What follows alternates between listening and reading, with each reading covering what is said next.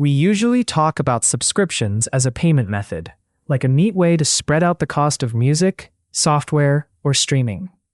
But that description no longer fits what happened.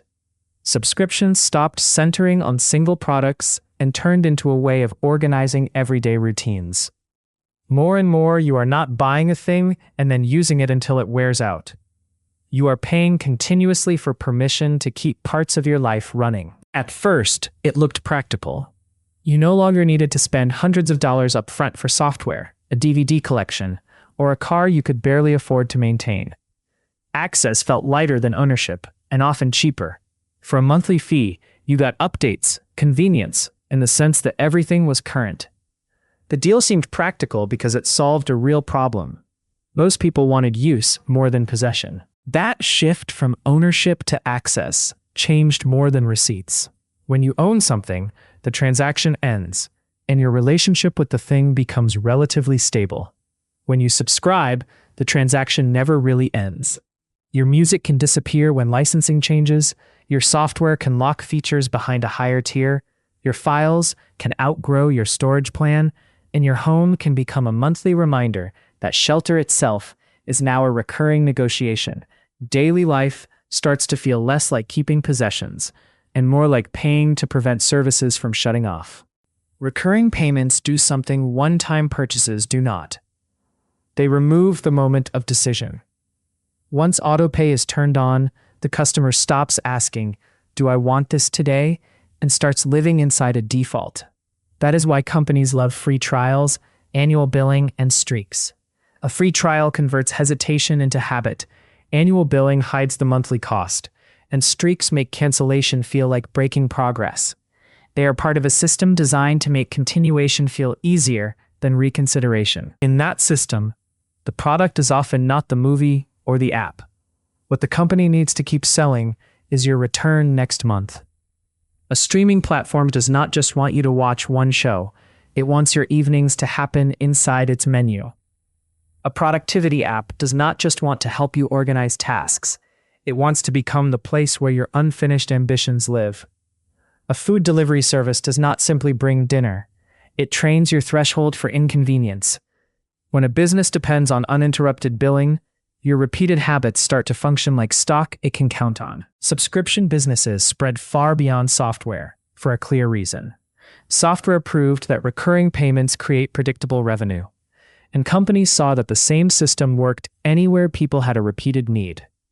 If you can insert yourself into a repeated human need, then billing can become continuous. Transportation becomes leasing, entertainment becomes streaming, and cloud storage becomes the place where your files remain only as long as the payments continue. The ideal business is no longer one that sells you a good product once, but one that becomes difficult to stop paying for. That difficulty is not always dramatic. It often looks like convenience. You keep the premium plan because your playlists, photos, and routines already sit inside it. Leaving means friction, and friction now feels expensive. The monthly charge may be small enough to ignore, but the psychological cost of interruption feels larger than the price. So people keep paying not because they evaluated the value this month, but because continuity itself quietly became the value. After that, another pattern appears. Many subscriptions are not mainly selling function, they sell a repeated signal about the kind of person you think you are. The fee keeps alive your connection to a version of yourself you do not want to lose. The boutique gym is not just access to equipment, it is evidence that you are disciplined. The fitness app is not only a training plan, it is a monthly receipt for the person you mean to become. The same pattern shows up in productivity tools. People subscribe to calendars, note systems, focus apps, second brains, and AI assistants because they promise relief from mental clutter. But many are also buying the feeling that their schedule, goals, and future can still be brought under control. The app suggests that your life can still be organized if you keep paying for the system. Many people are not paying for task management alone. They are paying to keep seeing themselves as someone still capable of getting things together. You can see the logic even more clearly on dating apps. A premium feature does not just unlock filters or extra likes. It sells visibility in a crowded market. The hope of being chosen, and the feeling that your chances can improve if you pay to move closer to the front. The monthly fee can feel like protection against being ignored or left behind. You are not just buying app features. You are paying to feel that your desirability still has leverage. A similar pattern shows up in fashion rental, beauty boxes, paid communities, and creator memberships. These services let people keep refreshing how they present themselves, or where they feel they belong. A beauty subscription says reinvention can arrive in the mail. A paid community says belonging can continue as long as dues keep clearing. A creator membership says access to a personality or audience can be sorted into paid tiers. The fee is not only for content or products, it is for staying inside a story about who you are. This is where the model touches relationships. Not because friendship or love literally turned into subscriptions, but because many systems around connection now run on recurring monetization. Dating platforms make money from sustained searching, not from two people leaving the app quickly. Creator platforms make money from repeated emotional attention, not from one meaningful interaction. Social platforms reward constant return and constant checking.